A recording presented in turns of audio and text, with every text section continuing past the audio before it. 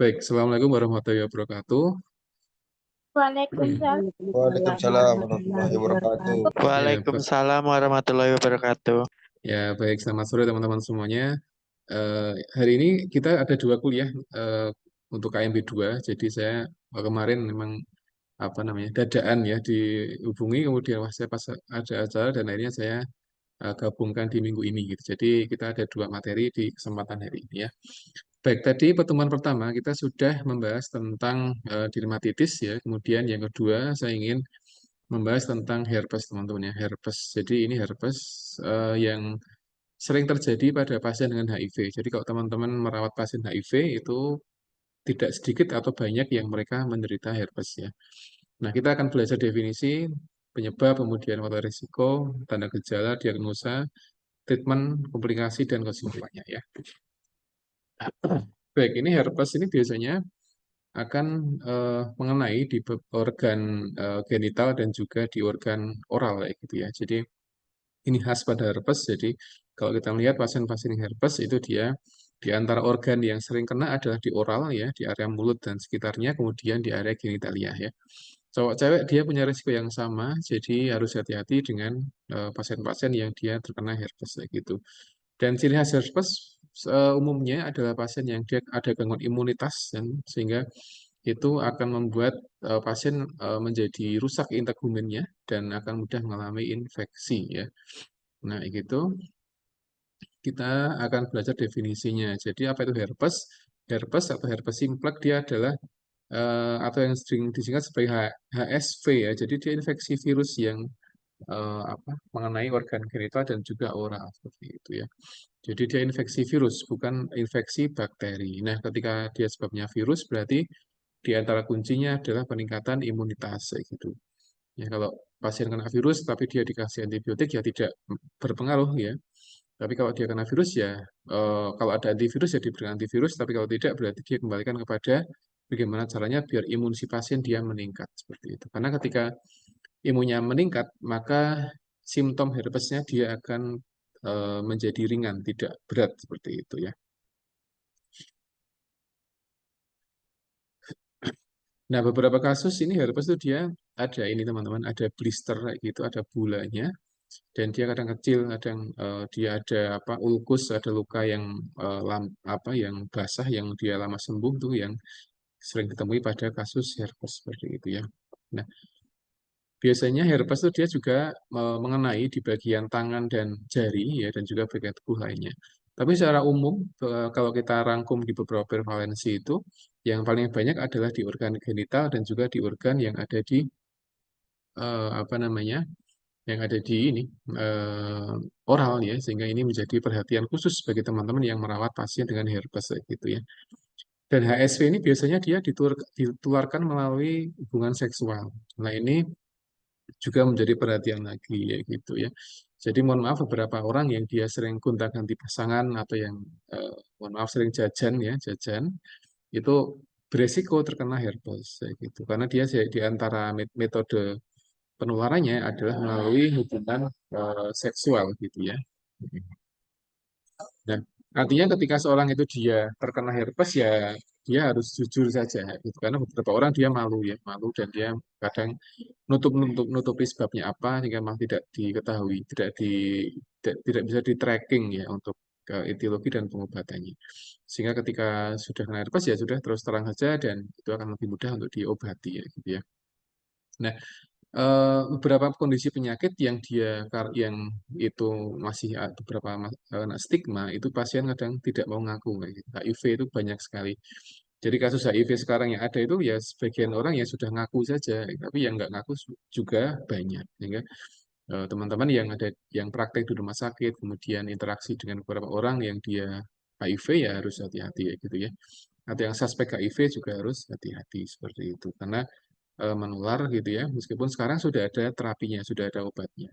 Nah, dulu HIV itu nggak ada obatnya, jadi ketika orang kena HIV dia takut, karena takut dia banyak penyakit, dia cemas, imunnya turun, banyak penyakit, dan akhirnya pasien dia meninggal dunia, ya kayak gitu. Nah, sekarang sudah ada terapi baru yang dia bisa menyembuhkan HIV kayak gitu, meskipun terapinya belum sampai di Indonesia, masih Eropa, di Jerman, sehingga masih diuji cobakan di beberapa responden yang banyak. Jadi pasien HIV dia bisa sembuh total kayak gitu ya. Nah, HIV itu dia pada dasarnya satu virus yang berasal dari simpanse, teman-teman ya, dari simpanse, dari monyet. Dulunya seperti itu. Kemudian pindah ke manusia dan sampai sekarang itu menjadi hal yang menakutkan kayak gitu, karena ketika orang kena HIV itu dia apa namanya akan muncul banyak gejala. Yang di antara gejala yang paling tampak adalah integumen kayak gitu. Kayak gitu. Nah, herpes itu ada dua, teman-teman ya, kalau dilihat dari jenisnya. Jadi ada herpes tipe 1 dan tipe 2 seperti itu ya. Nah, tipe 1 biasanya dia apa namanya ada di oral biasanya. Oral, kemudian dia ada kayak sariawan kayak gitu, kemudian ada demam ya. Kemudian di sekitar apa namanya mulut dan ini apa wajah gitu. Jadi tipe 1 itu biasanya ada di area wajah dan atau kepala. Tapi tipe 2 itu biasanya ada di daerah anus ya, anus atau mungkin di area apa eh, genitalia dan area pantat dan sebagainya. Seperti ini perbedaannya ya. Sebagian pasien dia kena di dua tempat, jadi dia kena herpes tipe 1 dan ada tipe 2. Jadi dia di oral kena, di genital juga kena seperti itu. Tergantung dia kondisinya atau virusnya dia mengenai daerah mana gitu ya. Dan herpes itu pada dasarnya dia apa namanya? Sebabnya itu tidak selalu dari hubungan seksual, tapi ada beberapa aspek atau virus yang lainnya gitu. Sehingga ketika orang kena herpes itu dia seringkali takut ini nanti ketika berobat dikira dia kena HIV, tapi bukan, tidak selalu seperti itu. Beberapa orang dia kena herpes di area wajah gitu ya. Area wajah dia kayak jerawat tapi dia lebih besar lagi bulatannya. Kemudian dia pecah dan kadang ada ulkusnya di area wajah. Itu herpes. Dan pasien herpes tipe 1 ini dia tidak banyak yang dia khawatir ketika dia berobat dikira nanti dia kena HIV sehingga dia tidak berobat. Dia di rumah kemudian dia diobati sendiri tapi malah bukannya sembuh tapi malah semakin ini, malah semakin parah kondisi herpesnya. Jadi ketika orang herpes itu ya ke rumah sakit saja tidak masalah dan diceritakan apa adanya. Ya, karena biasanya ketika periksa kan ditanya, gitu, tanya herpesnya hanya di wajah atau di tempat yang lainnya. Kalau di wajah aja berarti ya dia bukan karena penularan seksual kayak gitu. Tapi ketika dia ada di area genital, apalagi di area anus gitu ya, nah itu akan lebih apa waspada seperti itu ya. Bahkan ada yang sampai di vagina, mohon maaf. Jadi beberapa jenis herpes itu dia ada di daerah vagina, sehingga dia akan mengganggu pH di vagina dan akan kurang bagus ya untuk apa fisiologis yang ada di vagina. Sehingga harus teman-teman harus hati-hati gitu ya, harus hati-hati ketika apa namanya berinteraksi dengan orang lain, dengan lawan jenis, kemudian ketika apa namanya ada di tempat WC umum, toilet umum itu harus hati-hati ya. Karena beberapa kasus itu orang kena infeksi ada di bukan karena dia seks bebas atau apa, tapi karena dia kurang menjaga kebersihan ketika ada di WC umum kayak gitu ya. Hingga dia kena kotoran dan akhirnya dia nular-nular dan gatal dan sebagainya dia kena gitu ya.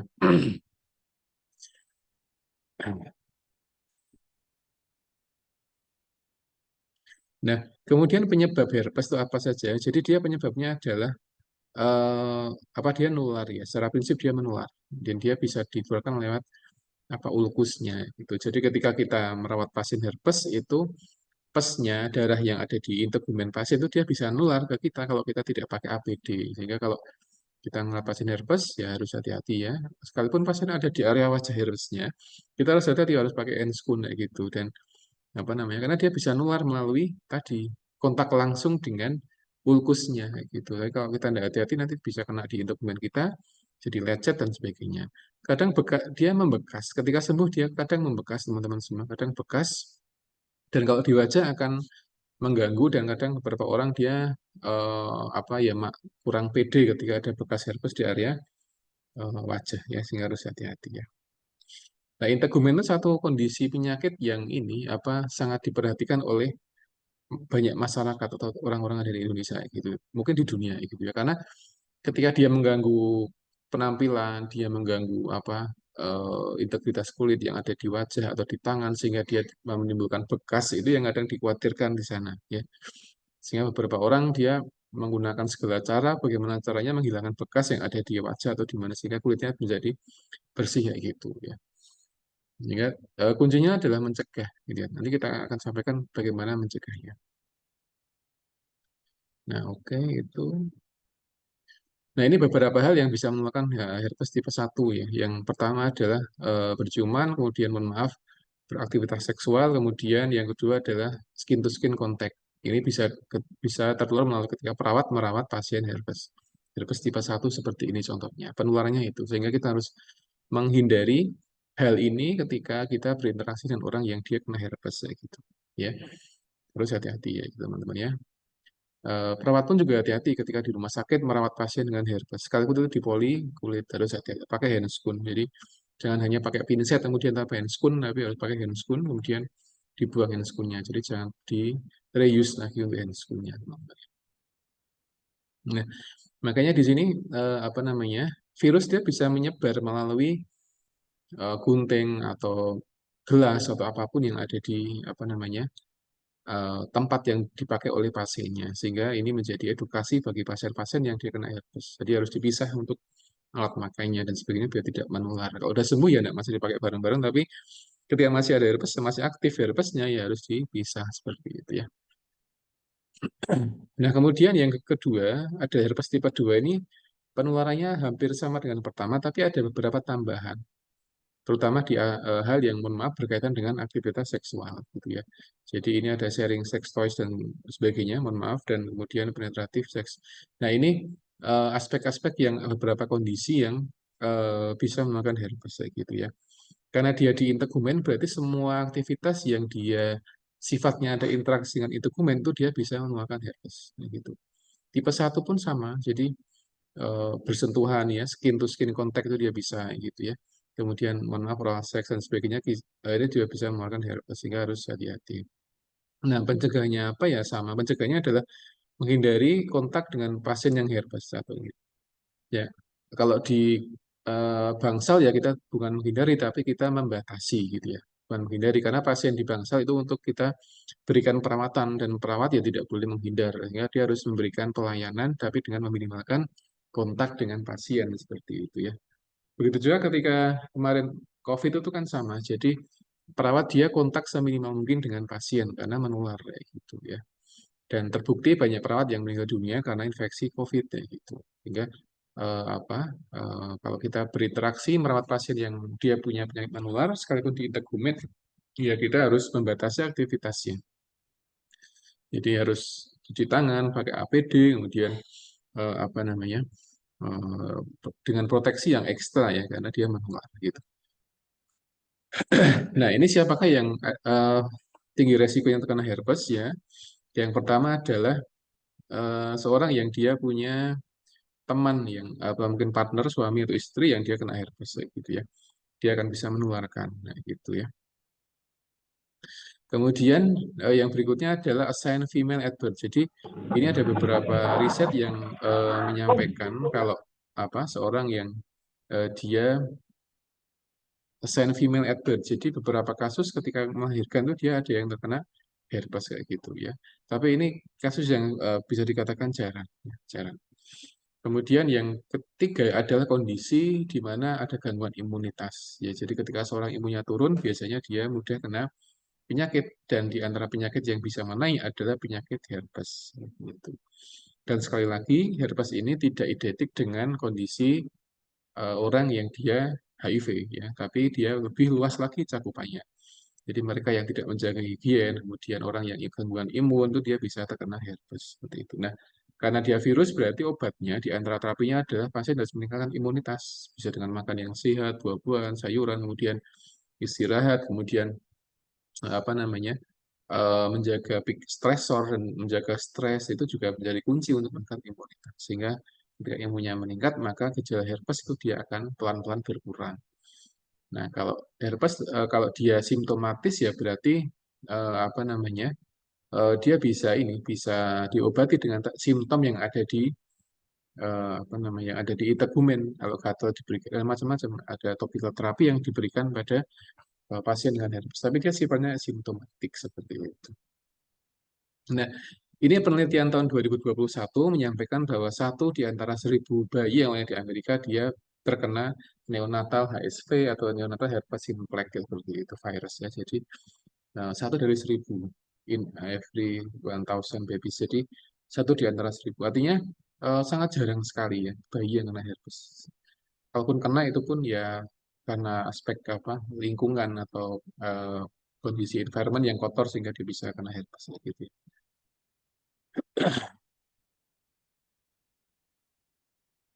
Nah, ini hal yang penting lagi. Jadi ketika seorang itu hamil, dia terkena apa genital herpes ya ketika sebelum dia hamil dan dia ada infeksinya, maka ini bisa menularkan ke bayi ketika dia melahirkan kayak gitu.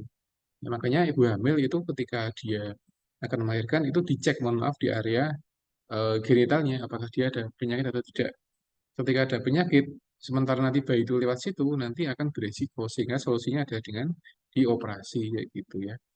Karena dia bisa menular ketika during delivery, ketika bayinya dia lahir. Ya, makanya ketika pasien itu dia hamil, kemudian hamil sudah cukup umur, kemudian dia sudah kontraksi dan akan melahirkan, sementara di bagian genitalnya dia ada herpes, ya berarti kalau tidak ingin tertular bayinya, ya berarti dengan dioperasi. Seperti itu ya.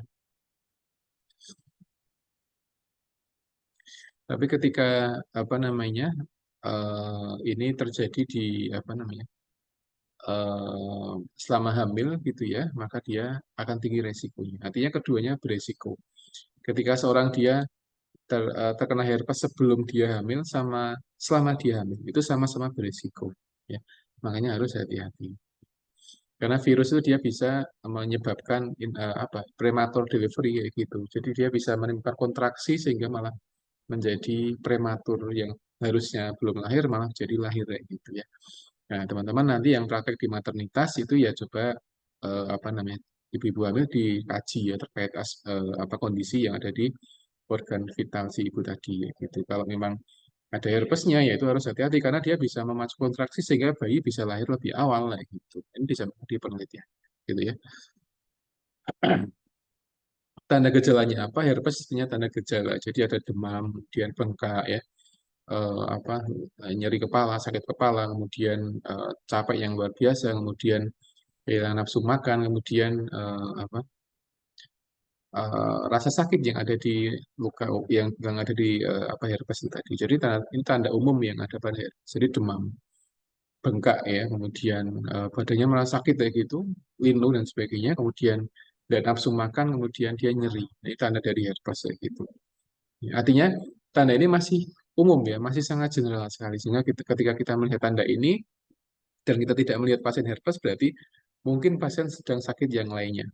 Ya, ya kalau saya ulang lagi ketika kita menemukan tanda ini pada pasien, kemudian pasien skinnya, kulitnya dia baik-baik saja, berarti mungkin pasien sedang kena penyakit yang lain. Itu yang harus kita cek di pasien, ya gitu ya teman-teman semuanya. Nah, kemudian yang berikutnya adalah ini ada yang namanya recurrent HSV symptom, jadi kambuhan. Jadi orang kena herpes dia sudah sembuh, kemudian dia kena lagi. Nah, itu yang jadi bahaya gitu ya. Makanya orang herpes itu tidak sekali seumur hidup, tapi dia bisa kena berkali-kali ya. Dia bisa kena berkali-kali. Dia bisa kena berkali-kali sehingga harus hati-hati. Hati-hatinya adalah dengan menjaga pola hidup yang sehat, teman-teman ya. Karena kalau tidak sehat pola hidupnya, nanti dia bisa terkena herpes lagi ya. Sama dengan COVID-19 itu dia bisa kena berkali-kali. Seorang yang sudah pernah COVID, pernah kena, kemudian dia sembuh, dia bisa kena lagi ya. Tapi kalau dia sudah kena COVID, kemudian dia vaksinasi, dia kena lagi, maka dia tidak begitu berat gejalanya. Ya, tapi kalau dia belum vaksin, dia kena COVID, kemudian dia sembuh, dia bisa kena lagi, maka dia bisa lebih berat kondisinya. Tergantung dari ini kondisi fisik atau penyakit bawaan yang ada pada pasien gitu ya. Karena pasien yang dia sehat, bugar, yang nggak ada morbiditasnya, dia kena COVID itu tidak akan parah gejalanya. Ya, tapi ketika pasien dia itu punya penyakit bawaan, kemudian dia kena COVID yang kedua kalinya, dan dia belum vaksin, nah itu akan beda cerita ya. Nah ini contoh yang recurrent HSV symptom, ini ada nyeri, kemudian gatal, rasa terbakar, kemudian dia pegel, atau mungkin dia tidak nyaman di area integumen, seperti itu. Nah tandanya ini, jadi apakah ada perbedaan tanda di antara jenis herpes ya 1 dan 2? Ini dia ada perbedaan. Jadi kalau herpesnya ada di genital, maka dia akan merasakan nyeri dan juga rasa terbakar selama dia berkemih. Gitu. Ya. Tapi ketika pasien dia kena herpesnya ada di mulut, maka yang dirasakan adalah dia susah untuk makan yang pedas atau apa namanya, atau mungkin dia akan lebih susah makan pedas atau makan yang dia asam ya, kecut gitu, ketika dia punya apa namanya, semacam ulkus yang ada di area mulut dan sekitarnya. Ya, ketika kena cabai, kena bubuk cabai akan sakit sekali itu teman-teman semua. Sehingga kalau pasien kena herpes di area mulut ya, di mulut gitu, ya dia diedukasi jangan makan pedas dulu, jangan makan yang asam atau kecut dulu sehingga biar sembuh dulu ya gitu. Baru boleh makan yang pedas atau yang manis seperti itu ya. Kalau kecut ya tidak boleh ya. Makanan yang asamnya tinggi tidak boleh dimakan. Kenapa? Karena sekalipun aman di mulut, tapi dia tidak bagus buat lambung. Gitu ya. Jadi teman-teman yang apa namanya beberapa ibu-ibu hamil yang idam mangga yang muda itu seringkali kan dia asam rasanya ya, kecut itu ya. Nah itu mungkin di lidah mungkin baik-baik saja, tapi di lambung itu tidak akan membuat nyaman sehingga kadang malah bikin sakit perut dan sebagainya gitu ya. Ngidam boleh, tapi ngidam yang sehat ya. Ngidam makanan yang sehat. Itu yang apa namanya yang harus ditekankan oleh ibu-ibu yang hamil ya, gitu ya.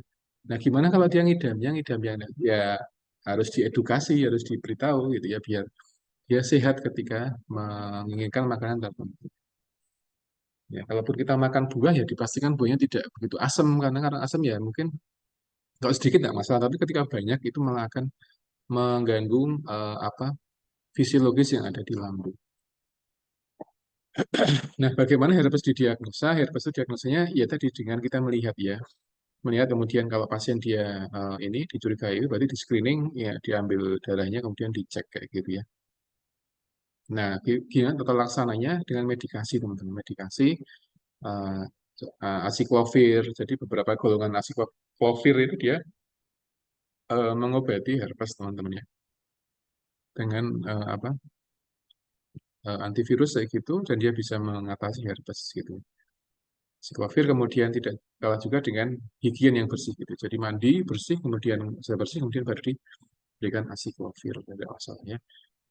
Tidak ada pantangan khusus kalau orang kena herpes, jadi boleh makan seperti biasa normal tapi dengan high protein karena apa protein dia punya fungsi untuk mengembalikan jaringan yang rusak sehingga dia mudah sembuh, mudah membuat jaringan baru pada integumen dan selain dengan konsumsi makanan tinggi protein harus dengan topical terapi, acyclovir dan sebagainya. Nah, kemudian kalau di rumah seperti apa terapinya? Ya, jadi mandi air hangat ya, gitu. Kemudian baking soda ya, kalau tidak suka ya mandi air hangat sudah cukup. Kemudian olive oil, aloe vera, kemudian dengan teh dan sebagainya ini bisa untuk terapi yang bisa diberikan kepada apa namanya luka gitu ya ketika dia mengalami herpes teman-teman ya. Ya, jadi itu yang apa namanya penting untuk terapi treatment dari herpesnya. Komplikasinya apa atau pemicunya apa? Jadi yang pertama adalah stres gitu ya. Kemudian menstruasi yang tidak teratur dia bisa memicu munculnya herpes. Kenapa tadi? Karena dia bisa mengganggu imunitas tadi ya. Imunitas dan dia bisa apa namanya mengganggu fisiologis yang ada di area vagina genital sehingga ketika terganggu fisiologisnya, ketika rendah pH-nya maka dia bisa apa namanya membuat infeksi virus sehingga malah menjadi herpes gitu ya. Demam kemudian paparan apa namanya sinar matahari atau mungkin kondisi yang panas. Nah, apalagi sekarang Indonesia sedang darurat panas ya sehingga teman-teman harus hati-hati ketika keluar rumah karena ini ya ketika semakin banyak kena panas ya akan beresiko ya itu. Meskipun ini tidak begitu besar sih untuk apa paparan matahari, tapi yang menjadi poin adalah ini apa namanya stres kemudian menstrual fever dan sebagainya ini menjadi pemicu komplikasinya ya. Nah, komplikasi pun juga bisa pada kondisi bayi yang baru lahir tadi yang sudah saya sampaikan ya. Kemudian orang dengan gangguan imun atau immunocompromised people, kemudian orang dengan kondisi penyakit kronis, kanker atau HIV itu ya dia bisa kena herpes. Sehingga kalau kita merawat pasien herpes ya harus melihat ini kondisi penyakitnya juga. Kalau HIV, kanker dia akan mengikuti kondisi fisik penyakitnya. Karena kalau herpes itu kanker, ketika kankernya dia stadium 1-2 ya mungkin masih mungkin diatasi ya sekali masih punya efek, misalkan dengan kemoterapi atau yang lain, dan nanti efeknya bisa rambutnya rontok dan sebagainya. Tapi ketika nanti sembuh kankernya, nanti herpesnya juga akan mengikuti jadi sembuh. Tapi ketika HIV ya ini akan lain cerita. HIV itu dia eh, apa namanya? Dia menjadi pemicu utama adanya herpes sehingga banyak pasien HIV itu dia kena herpes, terutama di bagian mohon maaf genitalia ya. Seperti itu. Nah, beberapa herpes dia mengenai area mata ya, area mata dan sehingga matanya merah gitu, menjadi gatal, nyeri, panas dan merah matanya. Kemudian apa namanya? Dia banyak sekali cairan yang dikeluarkan. Biasanya kalau mata itu dia sedang ada benda asing atau infeksi, lebih produktif air matanya kayak gitu. Ya. Contoh kasus pada konjungtivitis ya itu apa?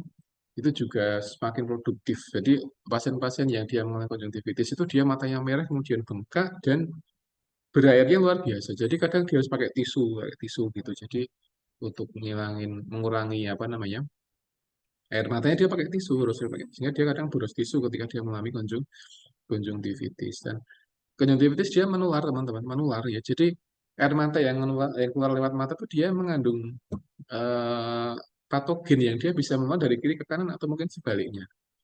Makanya banyak kasus konjungtivitis ya, itu dia mulanya dia kena bagian kanan, tapi dia nular ke kiri gitu, atau mungkin sebaliknya ya. Jadi biasanya jarang sekali ada orang kena konjungtivitis, tapi dia kena dua mata sekaligus itu jarang. Biasanya salah satu dulu kena, kemudian dia pindah ke bagian apa sebelahnya. Kok bisa pindah? Gimana ceritanya? Biasanya pindahnya ketika pasien tidur. Nah, ketika pasien tidur itu kan dia posisi kadang miring kanan miring kiri ya. Nah, itu kan bisa pindahkan cairan dari kanan ke kiri seperti itu. Yang pertama. Yang kedua karena aspek tangan yang mungkin apa? Tangannya mungkin enggak ini ya. Jadi kadang dia megang tangan, megang mata yang sakit kemudian enggak kadang nggak nyadar dia megang yang kiri sehingga bisa nularan sebagainya. Jadi yang sering kita amati di banyak pasien nah, gitu. Kemudian yang berikutnya adalah pandangan mata jadi kabur, kemudian sensitif dengan cahaya. Ketika kena cahaya dia menjadi sangat pedas sekali matanya dan solusinya adalah dia kalau keluar rumah dia pakai kacamata hitam atau ketika di dalam rumah dia menggunakan lampu yang redup sehingga tidak membuat matanya menjadi semakin pedas. Ketika semakin pedas biasanya akan semakin banyak cairan yang keluar dan akan semakin sakit pasiennya. Nah, itu menjadi hal yang kurang nyaman bagi pasiennya. Nah, ini bagaimana apa namanya cara kita mencegah ya prevensinya seperti apa ya. Jadi yang pertama adalah menghindari atau mengavoid itu menghindari. Jadi sharing alat-alat yang dia dimiliki oleh pasien yang kena herpes. Jadi ketika di rumah dengan herpes berarti ya disendirikan ya baik itu makan gelas piring dan sebagainya disendirikan. Jadi jangan dipakai bareng nanti bisa kena semua satu rumah. Ya. Nah ini perlu diedukasi ya. Misalkan ada satu anak kena herpes ya, atau mungkin satu keluarga kena herpes ya, itu harus ada edukasinya. Jangan kemudian tiba-tiba dipisahkan tanpa ada ngomong apa ya, tidak boleh karena bisa tersinggung gitu ya, tersinggung. Sehingga kita harus menyampaikan dengan cara yang baik ya kepada anggota keluarga kita, itu nanti supaya bisa dipisah untuk penggunaan apa gunting atau mungkin yang lain itu bisa dipisah seperti itu ya. Karena kalau tiba-tiba kita pisah nanti akan tersinggung dan marah dan malah jadi nggak nyaman di rumah ya gitu ya. Ya berikutnya yang menghindari yang namanya aktivitas seksual di mulut ataupun di bagian genital. Yang terpenting menghindari ya. Bukan mengurangi tapi menghindari. Kemudian wash your hand. Jadi cuci tangan ketika kita apa namanya merawat pasien herpes. Sekalipun kita pakai pakai handscoon, tetap wajib cuci tangan kayak gitu ya. Jadi harus apa cuci tangan perlu ya 2 kali untuk memastikan kalau itu tidak ada virusnya. Yang kedua adalah kita menjaga kuku. Jadi teman-teman perawat ya jangan suka memelihara kuku yang panjang itu malah jadi tidak bagus kalau kita merawat pasien herpes kayak gitu ya. Mungkin kita pakai handscoon tapi nggak terasa handscoon itu dia bolong. Bolong kenapa? Karena kena kuku kita yang panjang sehingga malah jadi resiko. Ya. Makanya kuku panjang itu menjadi media untuk penularan penyakit ya. Di antaranya herpes itu tadi. Ya. Sehingga perawat yang ada di bangsal bedah idealnya tidak boleh punya kuku panjang. Nah, kenapa? Penularan kayak gitu ya. Dia bisa menular. Ketika tertular nanti akan jadi masalah dan ramai dan sebagainya gitu ya. Itu teman-teman, ini penulisnya. Baik itu mungkin yang dapat saya sampaikan untuk herpes. Jadi pada dasarnya Ini kondisi penyakit yang ada dua tipe teman-teman ya, ada dua tipe herpes 1 dan tipe 2 gitu. Dan tipe 1 dia lebih banyak mengenai di area oral, di area mulut dan sebagainya. Tipe 2 dia banyak terkena di area organ genitalia, meskipun beberapa organ lain juga bisa terkena. Tapi secara umum itu dia mengenai di bagian genitalia. Pencegahannya bagaimana ya menghindari kontak. Karena herpes itu dia menular ketika ada kontak. Kalau nggak ada kontak tidak akan menular gitu. Kontaknya misalkan dengan memakai handuk bareng-bareng, memakai piring bareng-bareng, gelas bareng-bareng itu dia bisa menularkan. Sehingga kita harus hati-hati gitu ya teman-teman ya. Pengobatannya apa? Pengobatannya dengan topical terapi. Di antaranya itu yang kedua adalah dengan meningkatkan imunitas. Nah, imun kuat bagaimana? Ya dengan makan yang sehat, pikiran yang bersih, yang sehat itu dia bisa meningkatkan imunitas gitu ya dan sebagainya ya. Ketika sembuh ya boleh berinteraksi, tapi ketika sedang sakit, sedang inflamasi ya kita harus membatasi ya. Kalau itu anggota keluarga kita ya kita membatasi dan mengedukasi. Yang terpenting adalah mengedukasi. Jadi sebelum membatasi apa? Membatasi atau memisahkan beberapa barang di rumah ya harus yang pertama diedukasi dulu. Jangan dibalik ya.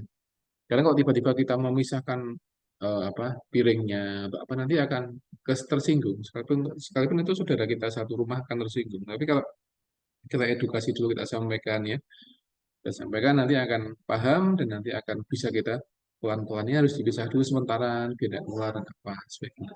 Ya. Itu mungkin yang dapat saya sampaikan untuk herpes. Ada pertanyaan silakan sebelum saya masuk di luka bakar. Silakan teman-teman. Ada pertanyaan untuk herpes silakan. Tidak ada, Pak. Tidak ada, baik ya. Baik, saya teruskan ke luka bakar ya. Ya, ini sudah kelihatan belum untuk eh, materinya? Sudah ya? Sudah, Pak. Ya, baik. Ya, baik. Saya lanjutkan. Jadi ini tentang luka bakar ya. Saya perhatikan beberapa hari ini di berita itu banyak ini ya, banyak kebakaran. Hampir tiap hari saya membuka berita itu pasti ada kasus kebakaran entah di mana itu ada. Baik yang skala kecil atau skala besar gitu ya. Yang terakhir yang kemarin itu yang ada di Gunung Bromo Jawa Timur yang beberapa hari menjadi viral ya di berita itu yang apa namanya karena prewedding menjadi kemudian malah jadi ya jadi permasalahan gitu ya. Ya prewedding boleh cuman hati-hati sekarang ya hati-hati mencari tempat yang itu benar-benar minim resiko ya sehingga tidak merugikan ya tidak merugikan masyarakat sekitar seperti itu ya. Baik, ini luka bakar. Luka bakar itu rata-rata itu disebabkan karena termal ya, karena suhu yang tinggi. Suhu tinggi bisa karena dari api atau bahan kimia atau mungkin toksin itu dia bisa meningkatkan suhu sehingga bisa merusak kulit kayak gitu. Ya. Jadi kulit kita itu dia punya batas toleransi teman-teman ya. Kalau teman-teman yang senang masak di dapur atau senang melihat beberapa koki di pinggir jalan yang masak kadang jarak antara wajan dengan tangan tuh hanya beberapa senti saja, itu mungkin dia sudah terbiasa. Kenapa?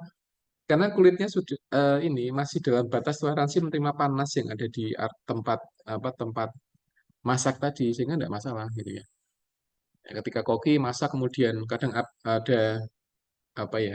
Saya nggak begitu hafal sih apa masak bumbu sehingga ketika masak di wajan kemudian menuangkan sesuatu kemudian wajannya jadi berapi tinggi itu juga namanya apa saya nggak paham tapi itu masih dalam batas toleransi sehingga ketika kulit kena itu ya mungkin tidak begitu ini ya tidak bikin melepuh dan sebagainya ya itu yang kuncinya ya tapi ketika luka bakar itu terjadi ketika panasnya itu melebihi batas toleransi yang ada di integumen kita itu yang merusak di situ ya makanya jarang sekali ada koki yang dia tangannya itu dia melepuh luka bakar derajat 3 karena memasak itu sangat jarang sekali ya kalaupun kena luka bakar mungkin hanya satu dua titik saja kena minyak atau mungkin kena apa sehingga tidak begitu parah ya. Kecuali kejadian yang fatal sehingga gasnya meledak atau apapun nah itu beda cerita. Tapi yang umum secara umum ketika masak normal aman safety dia paling dia kecepatan minyak dan itu masih dalam batas toleransi sehingga tidak begitu perlu dikhawatirkan gitu ya. Ketika dia hanya kecil tapi ketika besar ya harus dibawa ke rumah sakit. Nah, eh, luka bakar pada dasarnya dia terjadi atau mungkin dia klasifikasinya ada tiga derajat ya satu dua tiga gitu ya dan apa namanya beberapa kasus itu dia sembuh tanpa komplikasi yang berat. Tapi beberapa dia butuh dibawa ke IGD, kemudian diberikan resusitasi dan sebagainya. Itu yang jadi satu problem kayak gitu ya. Nah, banyak kasus sekarang kebakaran kemudian ada orang yang terjebak di dalam kemudian terpanggang ya sehingga ketika dievakuasi ya sudah tinggal tulangnya saja, tinggal gosong hitam itu ada seperti itu karena dia terjebak di rumah dan tidak bisa keluar ya. Dia mau keluar tapi pintunya dia tertutup sama api sehingga tidak mungkin dia keluar gitu sehingga apa namanya apalagi di gedung yang tinggi dan itu nggak mungkin dia terjun ke bawah sehingga malah dia terpanggang di dalam gedung atau di dalam rumah. Nah, itu yang jadi masalah teman-teman ya. Nah, sekarang teman-teman yang di rumah atau dimanapun itu hati-hati dengan listrik, hati-hati dengan kabel, atau mungkin yang senang modifikasi mobil, hati-hati dengan kelistrikan mobil, karena itu beresiko ya gitu ya. Jadi banyak kasus ya mobil dimodifikasi malah ujung-ujungnya terbakar kayak gitu ya, atau mungkin di rumah yang apa namanya modifikasi listrik ya, arus pendek atau apa dia bisa memicu kebakaran. Nah, ini menjadi PR bagi semua masyarakat untuk menjaga diri, menjaga lingkungan gimana caranya biar aman tidak apa namanya tidak ada kebakaran gitu ya. Puntung rokok itu juga masalah teman-teman ya. Banyak berita itu menyampaikan ya sumbernya dari puntung rokok, orang rokok kemudian membuang puntung sembarangan kemudian terbakar sampai rumah, sampai warung dan sebagainya itu kan banyak ya sekarang ya berita. Ya teman-teman yang ada di sana ini hati-hati dengan api ya sekecil apapun api itu tetap harus hati-hati. Ya. Nah ini kembali ke sini jadi luka bakar ini banyak sekali kasus ya. Jadi ini gambar luka bakar seperti ini contohnya teman-teman. Ini yang grade 1 yang belum ada apa namanya bulanya. Jadi grade 1 dia tidak ada bula ini seperti ini. Nah, yang ada bulanya dia grade 2 teman. Grade 2. Jadi kalau ada luka bakar ada seperti sekalipun kecil maka dia grade 2. Nah, bula ini solusinya adalah dia dipecah atau mungkin dihilangkan bagian atasnya, kemudian nanti dia diberikan topical terapi ya. Karena kalau nggak dihilangkan nanti dia jadi infeksi ini. Dia bisa dibiarkan sendiri dengan catatan dia bulanya kecil kayak gitu. Tapi kalau besar ya harus dihilangkan kemudian diberikan topical terapi. Gitu ya. Ini juga sama. Kalau teman-teman kan luka bakar ya solusi pertama harus di rumah gitu ya, harus dialir pakai air mengalir kemudian didinginkan dulu dan sebagainya. Kemudian nanti baru diberikan topical terapi gitu ya. Jadi jangan diberikan apa namanya pasta gigi itu tidak boleh, ya, jangan langsung dilatih karena nanti suhu kulit akan ngedrop terlalu cepat kayak gitu ya. Jadi ketika orang kena luka bakar kemudian langsung diberikan pasta gigi, nanti akan suhunya akan ngedropnya kecepatan sehingga itu malah akan menjadi apa kurang bagus untuk fase penyembuhan luka seperti itu ya. Nah ada yang seperti ini ya. Dulu yang sering kita temukan adalah pasien kena knalpot motor gitu ya. Kakinya betisnya akan knalpot sehingga membekas gitu ya. Tapi sekarang banyak motor yang dia sudah diberikan cover di knalpotnya dan itu insya Allah aman ya. Tapi cuman beberapa motor yang dimodifikasi itu dia covernya dihilangkan kemudian malah jadi semakin berbahaya teman-teman ya. Jadi ketika memodifikasi motor kendaraan ya harus diperhatikan aspek safety-nya. Jadi jangan asal kita memodifikasi gitu. Secara tampilan gaya mungkin oke, tapi secara safety kita nggak tahu. Jadi harus hati-hati ya.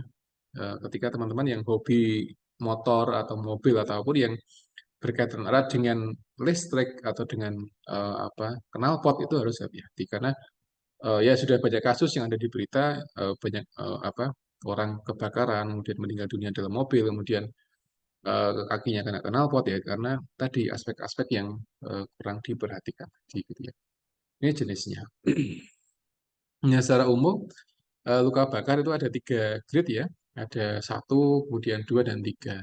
Kalau yang grade 1 ya tadi hanya merah, tidak ada blisternya. Tapi yang 2 dia ada blisternya, kemudian beberapa kulit yang dia menebal. Ini contoh yang grade 2 seperti ini. Ya. Nah, ini grade 2, gitu teman-teman ya. Grade 3 dia lebih parah lagi, dia sampai bagian bawah kulit dan dia apa namanya menjadi permasalahan yang atau mungkin dia semuanya lebih lama. Ini grade, jadi grade 1, 2, 3. Ya. Kadang grade 2 dia ada 2A, 2B, tapi itu akan sedikit membingungkan dan mending saran saya pakai yang ini saja. Pakai apa? Grade 1, grade 2, grade. Itu secara umumnya ya. Grade 1 merah dan tidak ada bula, grade 2 dia ada bula, kemudian dia ada beberapa kulit yang menebal, grade 3 dia lebih luas, kemudian dia dalam lukanya dan dia biasanya secara tampilan dia banyak nekrosnya dan banyak bekas-bekas terbakar dan sebagainya. Jadi teman-teman bisa membedakan antara grade 2 dengan grade 3. Semakin meningkat grade-nya, maka lukanya akan semakin luas, bulannya semakin banyak, dan lukanya semakin dalam. Biasanya itu yang ada di luka bakar. Ya. Nah, ini penyebabnya. Ya, penyebabnya adalah dari air yang panas gitu. Nah, kasus yang sering kita temukan beberapa di tempat kami itu dari sebagian orang yang dari ketumpahan kuah bakso. Jadi orang sedang duduk makan bakso di sebelah gerobak, ketabrak motor atau mobil, kuahnya menumpai orang tadi dan dia kena luka bakar seperti itu ya. Nah, kuah bakso itu kan panas teman-teman ya, panas dan menumpai orang, tangan atau wajah itu akan sangat mengganggu sekali. Jadi benda cairan panas itu dia akan merusak integumen ya. Teman-teman yang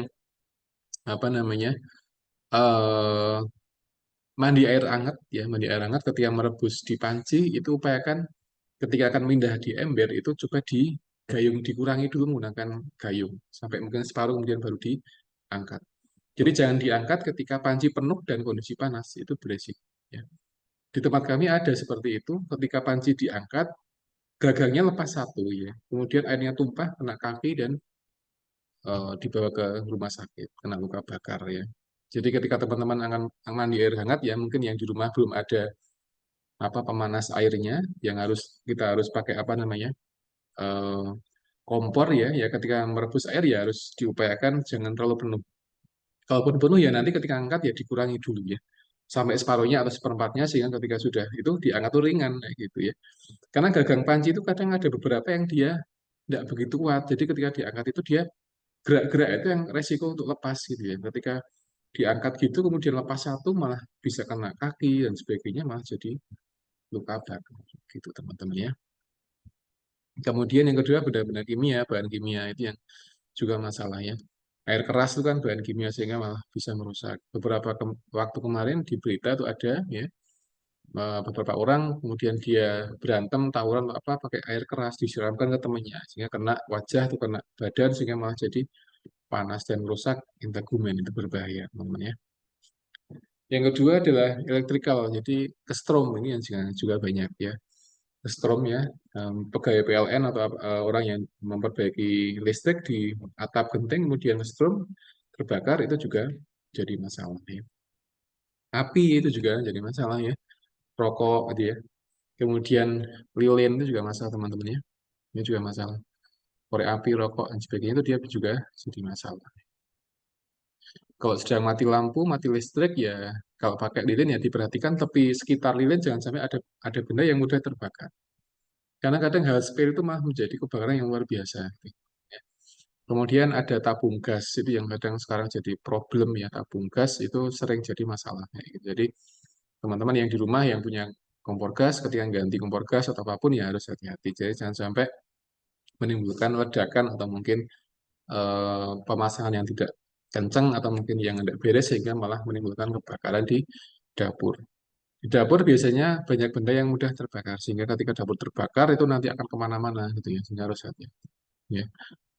Hampir tiap hari ya kalau tidak salah ya kalau saya lihat di berita tiap pagi itu hampir tiap hari ada aja berita kebakaran entah di mana di Indonesia itu banyak sekali nggak harus hati-hati. Kadang sepele sebabnya kadang dari puntung rokok dari eh, ya gas yang meledak kemudian macam-macam itu yang harus kita dari arus pendek listrik itu yang harus kita hati-hati di sana ya itu saja.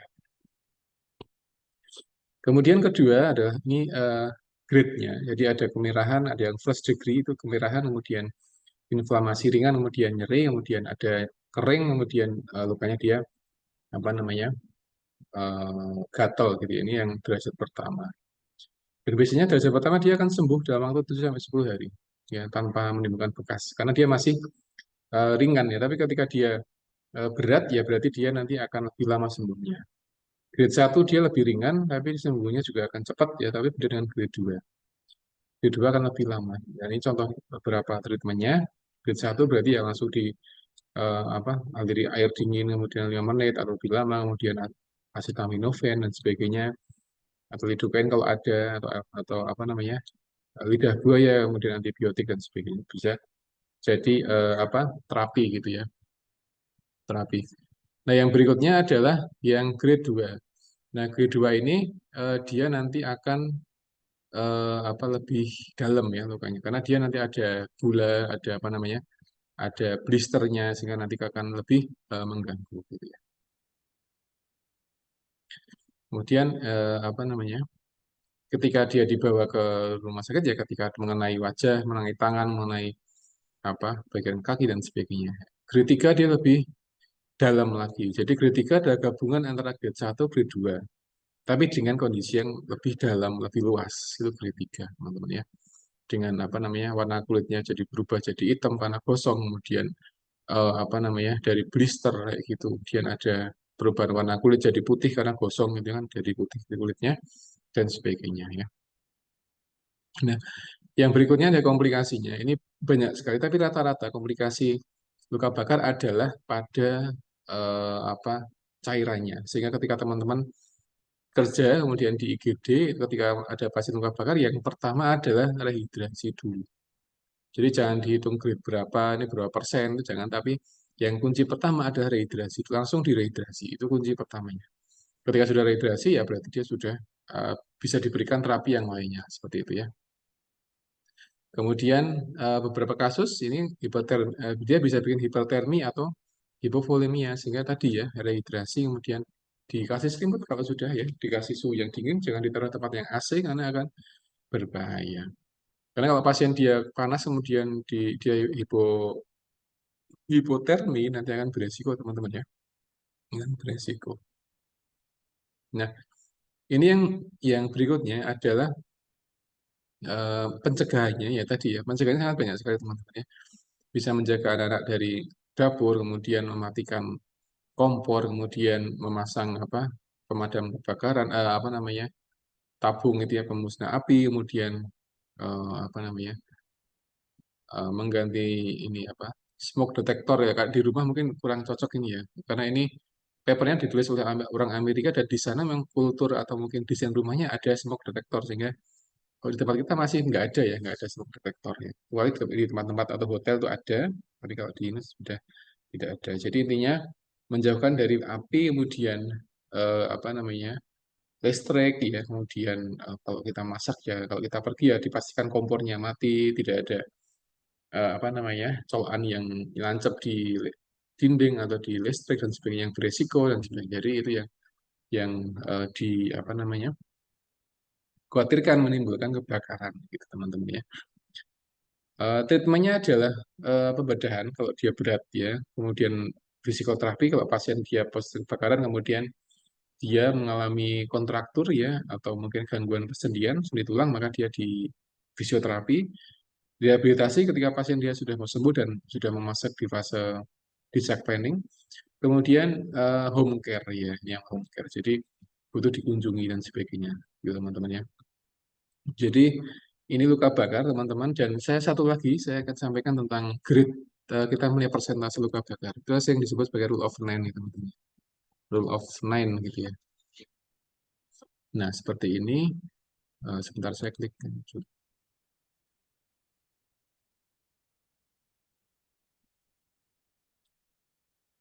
Ya, semoga sudah terlihat ya teman-teman ya. Saya tutup dulu gambarnya, kemudian saya share screen lagi. Oke, nah ini ada gambar di sini yang kita bisa melihat persentase luka bakar ya. Kepala 9%, punggung belakang 18, kemudian dada 18, kemudian tangan 9, kaki 18% ya, dan sebagainya. Jadi ini contohnya. Anak-anak dia separuhnya ya, separuhnya. Jadi ini hampir sama dengan dewasa, tapi dia lebih turun lagi ya. Kalau orang luka bakar di kepala saja 9%. Kalau di punggung dan dada berarti 36% dan sebagainya. Jadi ini yang bisa kita kalkulasi ya. Nanti karena beda persentase, nanti beda beda rehidrasi cairannya, ada rumusnya sendiri gitu ya. Nanti bisa dipelajari ketika teman-teman praktek, nanti bisa tanya ke dosennya bagaimana cara mengukur cairan dengan pasien luka bakar gitu ya. Nah, seperti ini. Kalau tangan yang kena saja berarti ya 9% gitu ya. Nah, tangan dan kaki berarti 27%. Nah, kalau semuanya kena ya tinggal menjumlahkan saja ya. Jadi ini contoh teman-teman yang bisa kita amati pengkajian dari luka bakar teman-teman ya. Nah, Mungkin itu yang dapat saya sampaikan untuk materi hari ini. Kita hari ini sudah belajar 3 materi, jadi tadi dermatitis, kemudian kedua adalah herpes, yang ketiga adalah luka bakar ya. Ini saya sampaikan garis besarnya saja, karena eh, apa namanya? Saya yakin materi-materi seperti ini sudah sering disampaikan oleh di banyak perkuliahan, sehingga nanti ini saya hanya merefresh saja, saya menyampaikan beberapa riset yang terbaru kayak gitu ya. Tapi secara umum intervensinya pada luka bakar ya seperti itu. Jadi tergantung grade-nya. Grade 1 beda, grade 2 dan 3 dia beda lagi ya, gitu ya. Itu dan eh, pesan saya adalah hati-hati ketika di rumah berinteraksi dengan kelistrikan kendaraan, kemudian air panas, kemudian listrik, bahan-bahan kimia itu harus hati-hati karena benda-benda tadi itu akan menjadi musuh kita ketika dia berlebihan ya. Panas, kemudian kebakaran api itu akan menjadi musuh ketika apa namanya? Dia porsinya berlebihan sehingga harus hati-hati. Ya, teman-teman yang sering masak di dapur atau teman-teman yang sering kulineran ya itu harus jaga jarak dengan orang yang masak. Jadi jangan dekat-dekat itu kemudian kita lihat orang masak ini ya jangan ya. Ditunggu aja agak jauh. Nah, ini biar lebih amannya di situ ya. Karena kita tidak tahu ya, kita tidak tahu apa namanya kondisi gasnya, kompor gasnya nggak tahu seperti apa. Sehingga teman-teman ketika senang kulineran, senang jajan di luar ya jaga jarak dengan orang yang masak. Ya, bahkan kalau dia masaknya pakai wajan yang besar, kemudian api yang besar ya, kemudian dia atau mungkin yang bakar-bakar itu harus hati-hati karena apa dia bisa menimbulkan percikan ya, percikan api, kemudian bisa kena wajah, kena mata itu malah jadi resiko ya. Jadi itu yang dapat saya sampaikan teman-teman. Kalau ada pertanyaan silakan bisa disampaikan ya sebelum saya closing kuliahnya. Ya, silakan. Mungkin ada pertanyaan.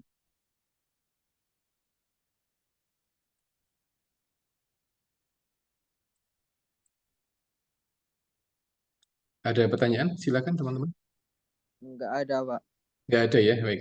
Semoga apa yang saya sampaikan bisa diterima dan bisa dipahami, sehingga teman-teman nanti ketika menemukan pasien-pasien dengan dermatitis, dengan herpes, dengan luka bakar, nanti bisa diatasi, bisa ditangani dengan baik, ya, dan tidak menimbulkan komplikasi-komplikasi yang akan menyulitkan perawatan, gitu ya.